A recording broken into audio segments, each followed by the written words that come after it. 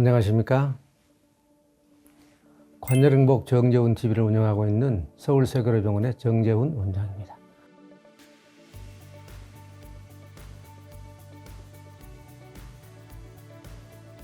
오늘은 무릎 인공관절 중에서 환자분들이 많이 궁금해하시고 또 가장 중요한 얘기일 수도 있는 수술 후에 환자분들이 잘 쓸 수 있느냐, 즉 수술 후에 결과가 어떠느냐 이거에 대해서 말씀 좀 드리려고 해요. 환자분들을 보시다 보면은 인공관절을 해야 되는데도 불구하고 몇 년을 이렇게 무서워서 못하기도 하고, 또 어떻게 보면은 수술 후의 결과에 대해서 좀 의심도 있어서 선택 결정을 못 하시는 분들이 많이 있어요. 그래서 우선은 환자분들이 이 수술이 필요하다고 얘기를 들었을 때 수술 후에 어떻게 되느냐, 내가 잘 쓸 수 있느냐, 이런 것에 대해서 좀 알아야 되겠구나, 이런 생각이 들어서 오늘 인공관절 수술 후에 결과가 어떻게 되느냐에 대해서 여러 가지 관점에 대해서 말씀드리려고 합니다. 원장님, 무릎 수술에서 최소 침수법이란 또 무엇이고 차이점은 어떤 게 있을까요? 저는 이제 무릎 인공관절을 최소 침습법으로 해요. 최소 절거법이라고 하는데, 최소 침습이라고 하면은 이제 주변 조직을 적게 건든다, 이런 얘기고, 절개는 이제 상처 내잖아요. 그 상처를 조그맣게 낸다, 이런 얘기인데, 보통 이제 피부 절개를 대개 한 12cm, 15cm 정도, 그 이상 하시는 분들도 계시고, 전통적으로 그렇게 하거든요. 저는 한 7, 8cm 정도.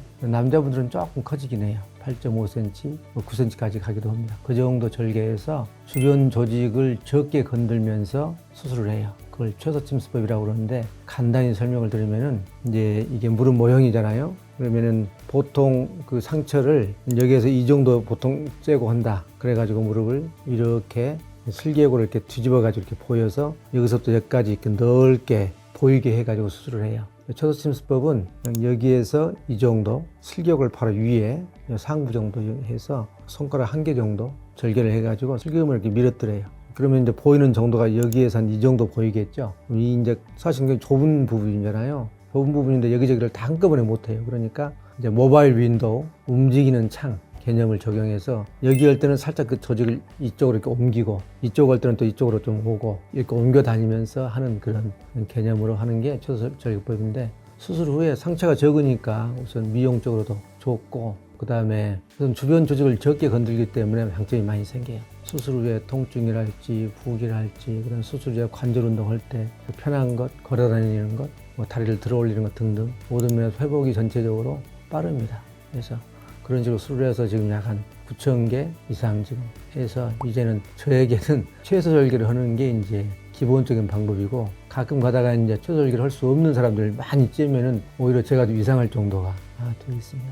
제가 지금 말씀드리는 것은 그런 최소 절개법으로 할 때 그 결과다, 이렇게 이해하시면 될 것 같아요. 물론 이제 상처를 크게 해도 좋은 결과 얼마든지 이룰 수 있고 그러지만은, 이제 기왕이면 작은 상처를 할 수 있으면 훨씬 더 장점이 있다, 이렇게 이해하시면 될 것 같아요.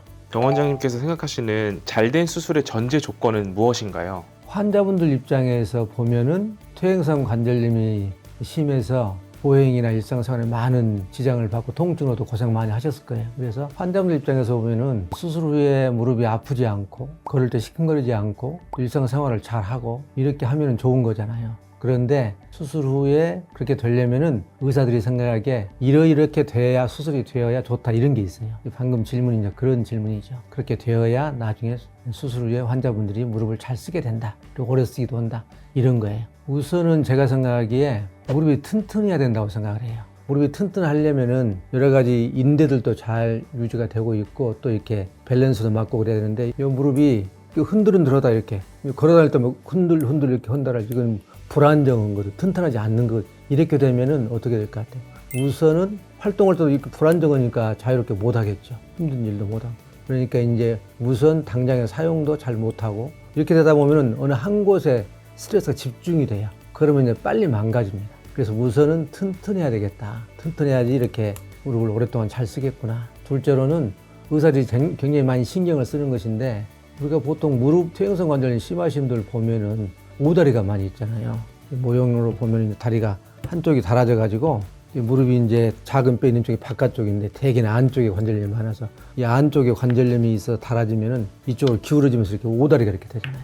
그럼 수술하면서 이제 이 오다리를 교정하면서 딱 맞춰주거든요. 그래서 하지 정렬이라고 표현하는데, 그 무릎의 축이 무릎의 중심으로 잘 가도록 이렇게 뼈를 잘 절단을 이제 해서 수술해야 된다 그러죠. 하지 정렬 축이 잘 맞아야 된다. 이 부분에 대해서는 나중에 오다리가 된 것을 어떻게 교정하냐 얘기하면서 다시 한번 엑스레이를 통해서 보여줄게요. 그렇게 해야 축이 이제 무릎의 중심을 잘 통과하게 해줘야지 일상생활에서 한 걸음 뛸 때, 활동할 때 수십 년을 써야 되잖아요. 그래서 한쪽으로 치우치지 않아요. 그리고 체중이 한쪽으로 치우치면은 그쪽이 빨리 망가질 소지가 있겠잖아요. 그래서 하지 정렬이 잘 돼야 된다. 그리고 또 우리 환자분들이 수술할 때 굉장히 두려워하는 거, 그리고 구부리면서 굉장히 고생한다더라. 아파서 관절 운동을 확보하기 위해서 하는 거거든요.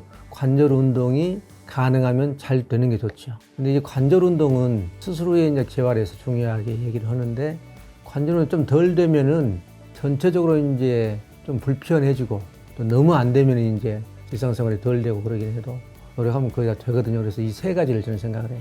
이제 무릎이 일단 튼튼하는 게 좋겠다. 그다음에 하지 정렬의 축이 잘 맞으면 좋겠다. 관절 운동이 정상 가까이 되면 좋겠다. 그런데 이제 사실은 진짜 중요한 거, 이게 생기면 굉장히 곤란한 게 하나 있어요. 그게 사실 인공관절에서 염증이에요. 염증. 인공관절은 아까 보시다시피 이렇게 일종의 새로 만든 금속으로 만든 관절을 넣어주는 거거든요. 이물질을 몸속에 넣어주는 수술이라서 보통의 수술보다는 조금 염증이 잘 생긴다고 알려져 있어요. 그래서 이제 염증이 생기게 되면은, 염증이라는 것은 이제 균에 의한 염증을 말해요. 우리가 보통 의학적으로 염증이라 그러면은 쉽게 설명드리면 조직이 비정상적인 상태를 염증이라고 표현을 하거든요. 붓거나 뭐 아프거나 그러면. 근데 우리가 지금 말하는 염증은 균이 침범해서 생기는 일종의 화농성 염증들, 아니면 곰팡이균에 의한 염증, 그다음에 균에 의한 염증들을 말해요. 그런 염증들이 생기게 되면은 근데 나중에 이제 인공관절을 삽입해 놓은 것들이 싹 이렇게 뼈에서 정착을 못하고 녹아가면서 약간 많은 문제가 생겨서 치료도 조금 쉽지가 않아요. 여러 차례 수술하는 수도 생기고. 그래서 아까 말씀드린 그런 전제, 그 다음에 인공관절 후에 잘 쓰기 위한 전제는 우선 수술 후에 염증이 안 생겨야 된다.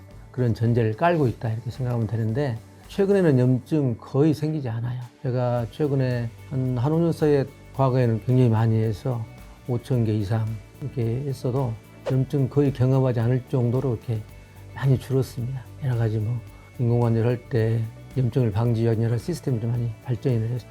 염증이 안 생기고 아까 말한 그 세 가지가 충족이 되면은 잘 쓴다. 결론적으로 말씀드리면 인공관절은 상당히 결과가 좋다.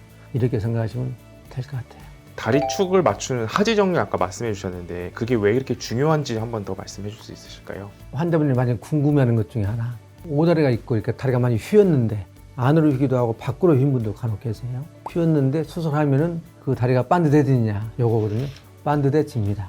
아무리 심한 것도 다 만들어냅니다. 네, 그렇게 생각하시면 되고, 사진을 보고 조금 설명을 해드릴게요. 이 하지 전체를 찍은 사진인데요. 고관절 중심에서 발목의 중심으로 이렇게 선을 그으면은 무릎에서는 이 선이 중심을 지나야 돼요. 이 얘기는 무슨 얘기냐면은, 걸어다니거나 어떤 활동을 할 때 체중이 전달되는 선이라고 보면 되거든요. 그러면 체중이 이제 무릎의 중심을 통해서 전달이 된다, 그런 얘기인데, 이렇게 되는 게 가장 이상적인 모습이에요. 이렇게 되면은 체중이 중심으로 전달이 되니까 이 안쪽과 바깥쪽에 관절이 있거든요. 관절면이 있어요. 관절 연골도 있고. 그래서 그 부분에 골고루 체중이 전달이 된다, 이렇게 이해할 수 있거든요. 그래서 이렇게 되는 게 정상이고, 이제 관절염이 있는 분들 한번 볼까요?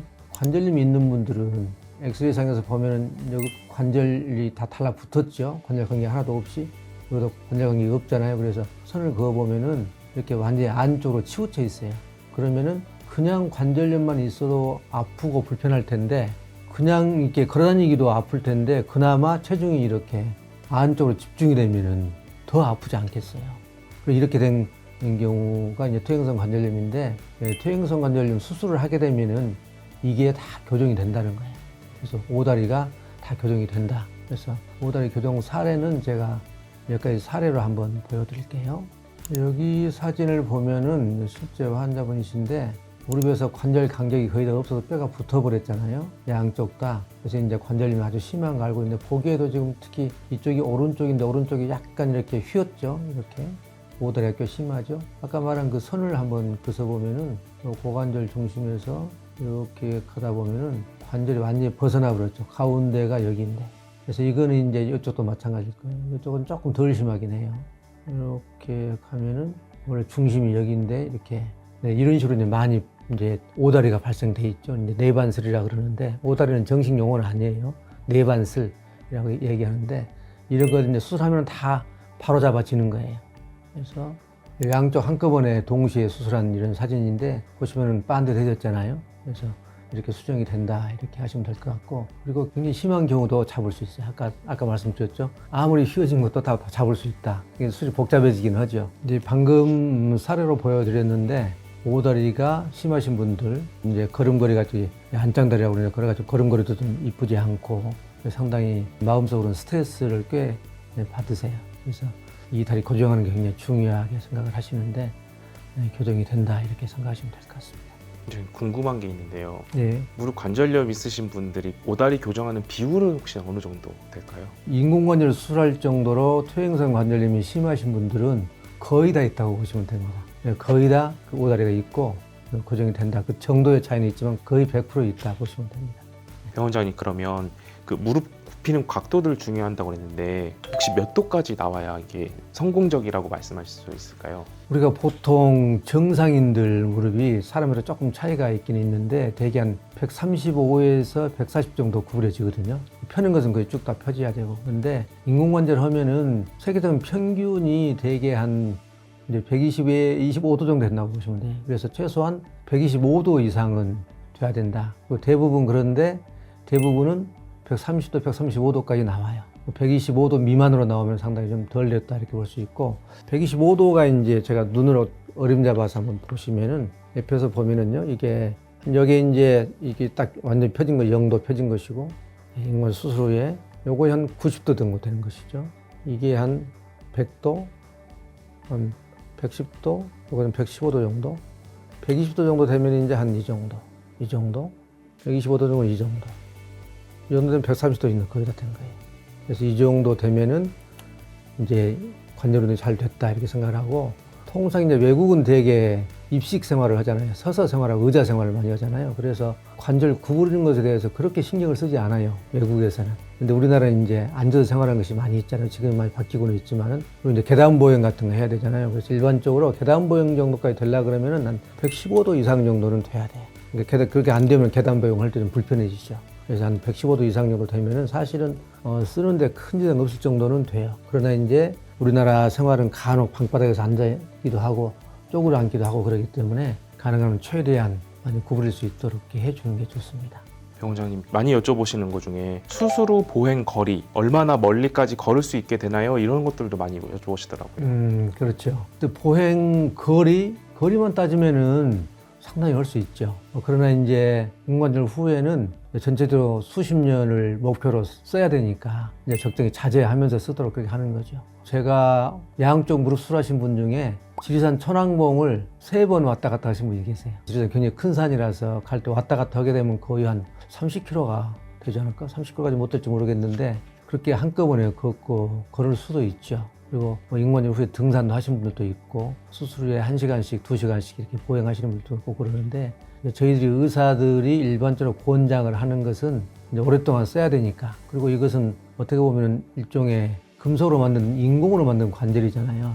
일종의 그래서 정상적인 관절과 달리 많이 쓰면 쓸수록 조금 더 염증이 생기거나 해서 불편해질 소지가 있거든요. 그래서 자제를 시키고 그래서 가이드를 해주는 건데 걷기로 하면은 뭐 많이 걸을 수 있어요.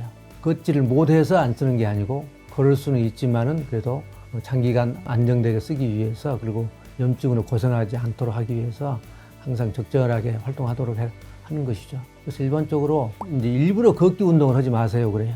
많은 환자분들이 인공관절 후에 근력 운동을 한다고 그래가지고 걷기 운동 하고 그러거든요. 만보 걷기도 하고 뭐 30분 걷기도 하고 1시간 걷기도 하고 그러는데 걷기 운동은 하지 마라 그래요. 굳이 그럴 필요가 없어요. 걷기 운동을 근력을 강화하기 위해서 한다라고 하면은 근력을 강화하는 운동을 따로 하면 되는 것이지 굳이 그럴 필요는 없어요. 그러나 일상생활은 정상적으로 다 하세요. 일상생활도 조심하면서 할 필요는 없다. 이렇게 얘기를 하거든요. 그래서 그거를 참조로 아마 이해하시면 될 것 같고 그러니까 뭐 딱 정해진 거리가 있는 건 아니라 하려면은 굉장히 많이 걸을 수도 있다. 그러나 장시간, 20년간 안정되고 쓰고 덜 아프게, 덜 불편하게 생활하기 위해서는 조절하면서 생활하는 게 좋다. 이렇게 이해하시면 될 것 같아요. 선생님 방금 걷기를 말씀해 주셨는데 뛰거나 육상 같은 거 할 때 마라톤이라든가 이런 거 하고 싶은 분들도 있으시잖아요. 이런 분들한테는 또 어떻게 말씀해 줄 수 있으실까요? 근데 그것도 할 수는 있으나 권장하지 않아요. 왜냐하면은 우리가 관절에 인공관절을 하고 나면은 이제 아껴 쓴다, 아껴 쓰세요 이렇게 하잖아요. 결국에는 관절에 가는 충격을 줄이고자 하는 거거든요. 근데 이렇게 걷는 것도 이제 다리를 들었다가 딱 놓잖아요. 그러면 충격이 더 많이 가죠. 이게 사뿐사뿐 걷는 것과 이렇게 다리를 많이 들었다가 뛰는 다르고, 그다음에 뛰는 건 또 틀리죠. 뛸 때는 더 체중이 훨씬 더 많이 실리기 때문에, 그래서 할 수는 있대 그런 것까지 하라고 하지는 않습니다. 그런데 그런 것도 잘 하려면은, 인공관절 수술에 잘 하려면은 전제 조건이 뭐냐? 아까 서두에 말씀드렸던 튼튼함이에요. 관절이 튼튼해야 그렇게 하는 거예요. 스포츠 활동 같은 거 잘 하려고 그러면은 관절이 어떤 튼튼해야 잘 씁니다. 그래서 수술을 할 때 의사들이 그 튼튼한 관절을 만드는 걸 굉장히 신경을 많이 써야 돼요. 그리고 많이 물어보시는 것 중에 계단 오르기 이것도 언제부터 할 수 있는지도 여쭤보시더라고요. 계단 보행을 언제부터 할 수 있느냐 하는 것은 저희들 병원에 입원해 계실 때도 할 수 있으면 하세요 그래요. 단 이제 그때는 이제 상처도 낫지 않았고 아직 근력도 굉장히 약해져 있고, 그래서 계단에서 난간을 잡고 이렇게 오르내리고 해야 되겠죠. 그러나 계단을 오르내리는 것 자체가 수술한 지 얼마 안 됐다고 그래서 오르내리는 것 자체가 큰 해를 준다고 생각하지는 않아요. 여러 번 말씀드리지만은 인공관절은 수술을 하고 나오는, 수술장에서 나오는 그때부터 사실은 발 디뎌도 큰 지장은 없어요. 상처 때문에 조심하고 며칠 쉬는 것 뿐이지. 그래서 할 수는 있다. 그리고 평소에는 계단 보행을 많이 하는 게 좋냐 안 하는 게 좋냐, 그것은 이제 아까 말씀드린 것처럼 수십 년간 잘 쓰고 덜 달아지게 하기 위해서는 가능하면 적게 하는 게 좋아요. 특히 계단을 오르는 것은 피해가 덜 간다, 영향이 적다. 내려올 땐 충격을 더 많이 주잖아요, 관절에. 많이 준다. 그래서 내려오는 것은 특히 좀 자제하라 그러는데, 일상생활에서 계단 오르고 내리고 하는 경우가 아주 많지는 않잖아요. 그렇기 때문에 일상생활에서 부딪히는 계단 보행 정도는 해도 큰 탈이 없다고 봅니다. 왜냐하면은 계단 보행을 늘 이렇게 하루에도 몇 번씩 오르내린다 그러면 좀 영향이 있을 수 있지만, 일상생활에서 별로 그런 경우 많지 않잖아요. 그래서 저는 이제 오히려 환자분들한테 계단 보행도 연습을 좀 해두세요라고 얘기를 해요. 그래서 간혹가다 그런 상황이 닥쳤을 때 나는 인공관절 했으니까 계단으로 못 가 이럴 게 아니라 그냥 내려가셔도 큰 탈이 없다 그 말이죠. 그렇게 하시는 게 좋습니다. 그러면 원장님 쪼그려 앉기나 양반다리 같은 건 또 수술 후에 해도 괜찮을까요? 그거 환자분들 많이 혼동하세요. 그 양반다리는 당연히 해도 된다고 말씀을 드리는데 안 하고 오신 분들 꽤 있거든요. 근데 우리나라 이제 생활에서 양반다리를 꽤 하고 쪼그려 앉는 경우도 종종 생기고, 그래서 양반다리 요거는 할 수 있습니다. 그래서 수술 후에 가능한 부기도 좀 빠지고 통증도 좀 줄어들면은 시도해서 연습을 해두는 게 좋아요. 요것도 우리가 양반다리를 늘 하고 사는 게 아니잖아요. 가끔 한 번씩 필요한 거잖아요. 그때를 대비해서 조금씩 연습해서 할 수 있게 해두는 게 좋아요. 그리고 쪼그려 앉기, 인공관절 후에 쪼그려 앉는 거, 요거는 우리 무릎에서 가장 무리가 많이 가는 동작이 그 쪼그려 앉기예요. 이 보시면은 인공관절이잖아요. 무릎을 이렇게 평소에 걸어 다닌다 그러면 이렇게 걸어 다닐 거 아니에요. 이렇게 닿는 면적이 널찍해요. 해요. 그럼 쪼그려 앉으면 이렇게 딱 해가지고 굉장히 그 닿는 면적이 작아져요. 그러면 거기 그 작은 면적에 닿는 단위 면적당 그 하중이 더 커지는 거죠. 그래서 여기서 이제 막 자꾸 그렇게 되면은 밑에 있는 베어링이 달아진다랄지 무리가 많이 갈 수 있어요. 그래서 자주 하지는 마세요. 그러나 필요할 때는 할 수 있게 연습은 해두세요라고 합니다. 이것도. 그래서 이제 가끔 한 번씩 이제 쪼그려 앉는 게 이렇게 인공관절 후에 얼마나 별로 좋지 않은 자세라고 하는데 얼마나 많이 하겠어요? 그래서 많이 하지는 않을 것이다. 그러나 간혹 필요할 때가 있어서 그것도 할 수 있도록 연습은 좀 해두시면은 더 편하게 쓸 수 있다. 이렇게 제가 말씀을 드립니다. 원장님, 그리고 장을 보거나 무거운 물건을 들어도 되는지, 그게 무리가 없는지도 많이 여쭤보시더라고요. 이것도 상당히 많이 궁금해 하시고, 그럼 무거운 거 들으면 큰일 나는 줄 아시는 분들 꽤 있거든요. 무거운 물건도 늘 드시는 거 아니지 않겠어요? 어떤 직업적으로 무거운 물건을 들어서 이렇게 무릎 구부렸다가 펴면서 또 날르고 이렇게 직업적으로 하는 것은 조금 자제하는 게 좋고, 아주 무거운 물건들은 조심하는 게 좋지만은 어쩌다 한번 무거운 물건을 든다고 해서 그 인공관절에 무슨 큰 탈이 생기거나 그러지는 않을 겁니다. 그래서 우리 환자분한테 그래요. 무거운 물건 한두 번 드는 건 괜찮으니까 그런 것도 이렇게 연습해서 할 수 있도록 좀 단련을 해 놓으세요 라고 얘기하되, 단 직업적으로 늘 그렇게 무거운 물건을 들었다 놨다 하고 이렇게 하는 거, 이런 거 예를 들어서 지금은 시골에서 그런 것이 없지만 과거에는 시골에서 농사 지으면 볕단, 벼 묶는 거 다 올고 뭐 가만히 쌀가마니 막 옮기고 막 그런 거 있었잖아요.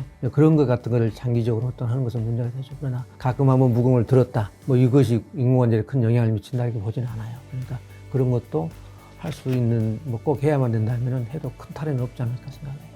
환자들이 스스로 느끼는 일상 변화 중에 가장 큰 건 어떤 게 있을까요? 맨 서두에 환자분 입장에서 좋은 인공관절이 뭐냐, 인공관절의 좋은 점이 뭐냐 말씀드렸는데 우선은 통증이 없어지는 거죠. 발을 디딜 때 통증이 없어지는 거. 그리고 이제 퇴행성 관절염일 때 통증을 유발하는 이유가 닳아진 관절면에서 생기는 일종 부스러기 같은 것으로 인한 염증이 생기는 거거든요. 그래서 물이 붓기도 하고 그것 때문에 많이 아픈 것인데 그런 것이 이제 생길 일이 없어지잖아요. 그래서 당연히 통증 없어지고 붓는 것도 줄어들 것이고 일상생활을 할 때도 좀 덜 아플 것이고 뭐 이런 것 등등 다리 모양 좋아지는 거, 아까 오다리 교정에서 반듯해지는 거 이런 것 등등이 아마 환자분이 체감적으로 느끼는 그런 것일 것이고 조금 더 이제 확대하면은 일상생활할 때 정상인이나 상당히 비슷하게 100점은 아니어도 상당히 비슷하게 생활한다. 그리고 직장 생활을 한다 할지 어떤 직업 생활을 할 때도 상당히 정상인과 별 차이 안 나게 할 수 있다. 이런 정도가 환자분들이 느끼는 차이점이지 않을까 싶어요. 원장님, 그리고 그 스포츠 관련해서 여쭤볼 건데요. 골프나 테니스, 탁구, 수영 이런 것들을 또 언제부터 할 수 있는지도 많이 여쭤보더라고요. 이제 넓게 말해서 어떤 스포츠는 할 수 있고 어떤 스포츠는 안 하는 게 좋느냐 이런 것인데 아까 말씀드린 충격을 많이 주는 것, 관절을 많이 어떤 스트레스를 많이 주는 것 이런 거는 피하는 게 좋겠죠. 그래서 일반적으로 수영이야 우리가 인공관절 후에 권장하는 운동이고 그다음에 사이클도 우리가 권장하는 것이고 그러나 거기서 한 가지 조금 유념할 것은 사이클이 좋다고 그래가지고 1시간씩, 2시간씩, 3시간씩 보통 사이클러들이 야외로 나가가지고 로드바이킹을 뭐 하루 종일 한다를 이런 것은 좀 무리가 될 거예요. 물을 구부렸다 폈다를 많이 하게 되면은 자꾸 이렇게 페달 돌리면 이렇게 되잖아요. 많이 하게 되면 마찰에서 염증 같은 게 생길 수 있거든요. 그래서 적절한 범위 내에서 하면 될 것 같아요. 수영이나 사이클이 그래도 권장되는 것은 물의 충격을 적게 주는 운동이기 때문에 그래요. 그렇지만 그것도 너무 많은 시간 하게 되면 염증이 이렇게 불편을 일으킬 수 있다. 그리고 골프는 전체적으로 골프가 원래 외국에서 많이 하는 운동이잖아요. 그래서 텍스트 같은 것도 외국에서 들어온 책들이 많고 그래서 골프 같은 것은 가능하다. 그리고 외국 골프장들은 대부분 산악층이 적습니다. 그리고 우리나라에서는 가능하면 산악지형은 피하는 게 좋고 그다음에 카트를 주로 많이 이용해서 걷는 거리를 줄이려고 노력을 하고 그렇게 하면 골프 같은 건 가능하다고 생각을 하고 그 외에 뭐 충격이 적은 스포츠가 뭐 탁구 정도는 얼마나 할 수 있다고 보죠. 그것도 이제 너무 장시간 한꺼번에 하는 것은 피하는 게 좋고요. 테니스는 많이 뛰면서 하기는 어려울 거예요. 랠리 정도 가볍게 하고 뭐 즐기고 이런 정도는 가능한데 적극적으로 막 게임에 임해서 막 뛰고 이런 것은 좀 어렵지 않을까 싶고 그 외에 뭐 농구, 축구 이런 건 다 안 해야죠. 축구 같은 것은 저는 젊은 사람만 해도 축구는 참 부상의 위험이 좀 크다 그래서 조심하라고 많이 얘기합니다. 충격을 많이 주는 활동, 그다음에 급격한 이렇게 포지션 체인지가 동작의 체인지가 일어나야 되는 그런 활동들 이런 것은 조금 무리가 된다고 생각을 하고 스포츠 활동까지 잘 하려고 그러면 역시 인공관절이 튼튼해야 돼요. 튼튼해야지 이런 것들도 잘 해낼 수 있습니다. 원장님, 그리고 농사일이라던가 식당일 이런 생업 복귀 같은 거는 또 언제쯤 할 수 있는지도 많이 여쭤보시더라고요. 일반적으로 사무직이라고 우리가 표현하는 직업들 있잖아요. 아니면 그게 준하는 비슷한 그런 것들은 뭐 얼마나 긴급성이랄지 꼭 해야 된다랄지 이런 것에 따라서 뭐 2주 되면 되게 실을 빼잖아요. 그리고 뭐 3주, 4주 정도 되면 어느 정도 걸어 다니거든요. 어지간한 활동들 다 하면서 지내거든요. 그래서 정 필요하다면은 그때쯤이면 나갈 수 있다고 생각을 해요. 그러나 이제 공사 현장에서 막 앉았다 일어났다 막 일을 많이 해야 되고 무거운 것도 들어 날리기도 하고 이런 것 등등은 상당히 시간이 필요하다고 봐요. 되게 우리가 4개월 내지 6개월 정도 돼야 좀 안정감이 있다라고 하는데 그 정도는 돼야 할 수 있지 않을까 싶고 직업 중에서도 아까 스포츠 말할 때처럼 무거운 걸 많이 들어서 쪽으로 앉았다 일어났다 해야 되느냐 아니면은 뭐 그냥 걷기만 하면 되느냐 뭐 무거운 거를 이런 것에 따라서는 달라진다고 생각을 해요. 그러나 확실한 것은 농사랄지 어떤 직업이랄지 이런 부분들이 수술 전에 했던 것이라면 당연히 할 수 있다. 퇴행성 관절염 가지고도 했던 일이라면 수술하고 나서는 훨씬 더 잘한다. 이렇게 생각을 하고 그렇게 권장을 해요. 어떤 경우는 퇴행성 관절염으로 인공관절을 하고 나면 이제는 일을 못한다. 가게를 못한다 해서 가게 정리하고 오신 분들도 있고 꽤 많아요 지금도. 그렇지만 거꾸로 해야 된다고 생각해요. 이제는 수술하고 나서 회복이 되면은 정상인과 거의 비슷하게 생활한다. 그래서 더 잘할 수 있다 이렇게 생각을 하고 계획을 세워나가야 된다고 봅니다. 원장님, 그러면 수술 후 환자들이 전반적으로 기능평가 점수는 보통 어느 정도 나오는 게 좋을까요? 이제 통상 어느 정도 나오느냐 이런 질문이신데 이게 굉장히 중요한 얘기예요. 우리가 인공관절 후에 기능평가하는 시스템이 있어요.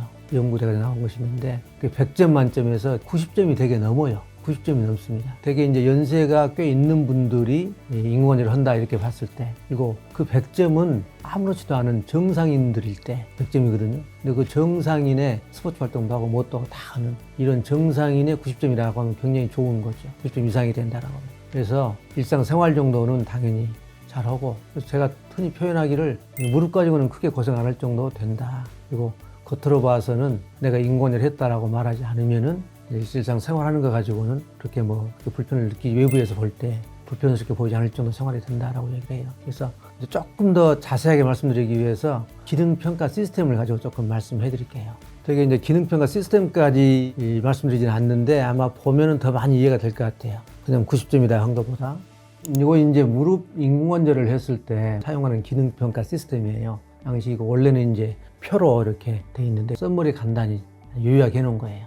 이제 HS 스코어라고 이제 미국에 있는 병원 이름이에요. 이 병원에서 개발한 시스템이라는 건데, 이 스코어, HS 점수 이렇게 말할 수 있는데, 총점이 100점인데 통증 항목이 30점, 기능 항목이 22점. 그래서 기능에서는 보행을 잘하느냐, 몇 분 동안이나 얼마나 걸을 수 있느냐, 계단 오르내리기가 잘 하느냐 못 하느냐, 무릎 구부렸다 폈다 하는 거, 관절 가동 범위 하면은 관절 운동이 얼마나 구부러지느냐, 이거 18점, 근력이 얼마나 강하느냐, 10점.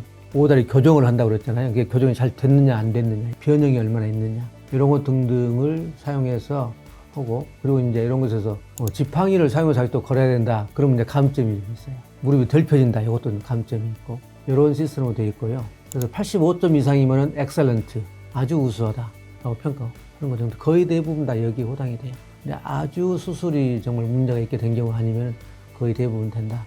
또 하나는 이제 세계 슬관절 학회에서 개발한 것들인데 비슷해요. 관절이 통증이, 무릎과 통증이 얼마나 되느냐, 무릎이 튼튼한 안정성은 얼마나 되느냐, 관절 구부러지는 건 잘 되느냐, 그다음에 기능에 있어서는 보행 거리가 얼마나 되느냐, 계단 오르기가 얼마나 되느냐, 이런 걸 가지고 이렇게 어떤 시스템에 평가를 하면 점수가 대부분 한 90점 된다. 90점은 상당히 아주 우수한 그런 것이다. 그러니까 수술을 하면은 무릎 잘 쓴다 이렇게 생각하면 되고요. 여기에 전제 조건이 아까 뭐라고 말씀드렸죠? 염증만 안 생기면. 근데 염증은 거의 없다. 지금 염증은 생기면 조금 고생스럽기는 하지만 거의 없습니다. 거의 없어서 걱정하실 정도가 못 돼요. 그렇게 이해하시면 될 것 같습니다. 원장님, 인공관절의 수명은 또 얼마나 되고 혹시 또 재수술을 하게 되는 경우도 있는지도 궁금합니다. 굉장히 중요하고 환자분들이 궁금하고 또 이것 때문에 걱정 많이 하죠. 그리고 특히 이제 젊은 나이, 뭐 50대, 60대 초반에 이제 관절염이 심해서 인공관절 얘기를 들었을 때, 지금 수술하면은 10년 되면 재수를 해야 된다는데, 뭐 재수술을 할 수 있는 거야, 없는 거야, 이런 고민들이 많죠. 일단은 인공관절 수명이라는 게 이제 지금 한 번 수술한 걸 가지고 얼마 동안이나 쓰느냐, 이런 얘기거든요. 그래서 옛날에는 통상적으로 우리 의사들이 초기에는 10년 내지 15년 쓴다, 수명이 그 정도 된다고 얘기를 했어요. 지금은 15년 내지 20년이라고 얘기해요. 왜냐하면은 쭉 이제 인공관절 연구를 하고 막 써보다 보니까 이제 10년, 15년보다는 훨씬 많이 쓰는 거죠. 15년 내지 20년 얘기를 많이 일반적으로 하는데, 우리 환자분들이 수명이 어떻게 됩니까? 15년 내지 20년입니다. 이렇게 얘기하면은 15년 내지 20년 되면은 다 재수술하는 것으로 알아들어요. 근데 그게 아니에요. 그래서 연구된 바에 의하면은 15년 내지 20년 정도 됐을 때 재수술하는 율이 전반적으로 10% 정도가 못 돼요. 10%도 못 되는 경우가 많아요. 물론 논문에 따라 조금 차이는 있습니다만은. 그러니까 지금 100명을 수술했다. 그러면 15년 내지 20년 후에 재수한 90명 정도는 자기 걸 쓰고 있다. 한 10명 정도는 재수를 하고, 이런 얘기인데 실제로는 10%도 못 되니까. 그래서 재수술 문제, 수명 문제는 그렇게 이해하시면 돼요. 그런데 이제 염증이 생기거나 그렇게 되면 이게 달라지죠. 그리고 이제 재수술을 할 수 있느냐 없느냐, 재수술을 할 수 있죠, 당연히. 재수술을 하면은 또 처음처럼 씁니다. 처음처럼 잘 써요. 근데 스코어가 아까 말한 그 기능 평가가 조금 떨어져요. 왜냐면 관절 운동도 조금 떨어지기도 하고, 뭐 근력도 좀 떨어지기도 하고 그러기는 하는데, 아까 85점 이상 정도는 대부분 돼요. 아까 85점 이상이 엑셀런트라 그랬잖아요. 우수하다고. 그 정도는 대부분 돼요. 그런데 재수술을 하면 조금 이제 걱정이, 수명이 조금 더 줄어든다고 봅니다. 10년 내지 15년 되면 재수술률이 10%다 뭐 이런 정도로 해서 조금 더 줄어든다 이렇게 생각을 하는데, 되게 재수술 하신 분들이 지금 뭐 60이나 70에 수술하고 나면은 10년, 15년 후에 재수술을 하면은 뭐 70, 80 되실 거 아니에요. 그러니까 그 정도면은 뭐 100세 시대라 그래도 얼마나 생활할 수 있다. 이렇게 하면 되고요. 그리고 재수술을 굉장히 이제 겁을 내잖아요. 근데 환자분들이 겁을 낼 것은 사실은 없고요. 의사들이 조금 더 수술이 복잡해지고 그런 게 있고, 재수술에 또 하나 알아두셔야 될 게 인공관절이 이렇게 구성이 돼 있어요. 관절염이 있는 무릎은 인공관절이 이렇게 되거든요. 기구가 이렇게 돼 있어요. 이렇게 밑에 넣는 것은 이제 사실은 요 하얀 것이 여기 붙어 있잖아요. 그런데 사실은 분리돼 있습니다. 이거 밑에 있는 쇠 부분만 먼저 넣고 나중에 결합을 시키거든요. 그래서 요거 이렇게 넣기 위해서 이렇게 자르고 또 이렇게 구멍 뚫고 여기 이렇게 구멍 발 같은 게 있잖아요. 넣어야 되고, 그 다음에 위쪽도 이렇게 돼 있으니까 여기에 맞게 이제 각을 맞춰 짜야 될 거 아니에요. 이렇게 자르고 해서 밑에 이렇게 넣어주고 위에 이렇게 넣어주고, 이 하얀 게 폴리에틸렌이라는 일종의 플라스틱 같은 거거든요. 엄청 고급 플라스틱이죠. 근데 하여튼 요거를 마지막에 두 개 쇠를 넣은 다음에 딱 끼워 넣어줘요. 그래서 아까 튼튼함 얘기 많이 했잖아요. 관절이 튼튼해야 된다는데 그 튼튼함을 물론 인대 가지고도 맞추는데 이 베어링의 두께를 잘 맞춰줘야 돼요. 이게 이제 10mm, 11mm, 12mm, 14mm, 16mm 있거든요. 그러면 이렇게 간격에 맞춰서 딱 적당하게 넣어가지고 테스트 해봐가지고 해야 되거든요. 그 베어링을 잘 넣어줘야 튼튼한 관절 만들 수 있어요. 그때 이 관절만 달아질 수도 있어요. 재술 문제에서 쓰다 보면 이제 달아질 수 있잖아요. 이 베어링만 달아지게 되면은 베어링만 딱 빼고 베어링만 바꿔주면 재술이 끝나는 거예요. 그리고 어떤 경우에 따라서는 위에 거는 아주 튼튼하고 잘 돼 있는데 밑에 것만 이제 좀 탈이 있는 경우 있죠. 그러면 밑에 것만 빼고 갈아주기도 하고, 또 위에 것만 빼고 위에 것만 갈아주기도 하고, 제일 복잡한 게 이제 근본적으로 위에 인공관절, 밑에 인공관절 다 이렇게 뼈에서 놀아가지고 다 빼고 새로 한 경우가 제일 불편하죠. 제일 수술이 커지죠. 그래서 우리가 통상은 다 빼내고 하는 걸 재수술로 생각하는데 그렇지 않은 경우도 많이 있습니다. 그래서 재수술도 너무 걱정하지 마시고, 그 다음에 베어링만 달아지는 단계에서 수술을 하려면은 수술 후에 정기적인 검진을 하는 게 좋아요. 베어링이 좀 달아진다고 해서 통증이 많이 막 생기는 거 아니거든요. 조금 아프고 쉬어주면 괜찮거든요. 조금 많이 달아질 때까지. 그러면은 환자분들은 뭐 좀 아프네 뭐 그러면서 그냥 지내다가 다 망가진 다음에 오는 수가 많아요. 그러면 이제 다 빼내고 해야 되는데, 그래서 비교적 초기에 문제를 발견해서 하게 되면은 재수술도 간단히 해결이 되니까 그런 걸 유념해 두시면 좋을 것 같고요.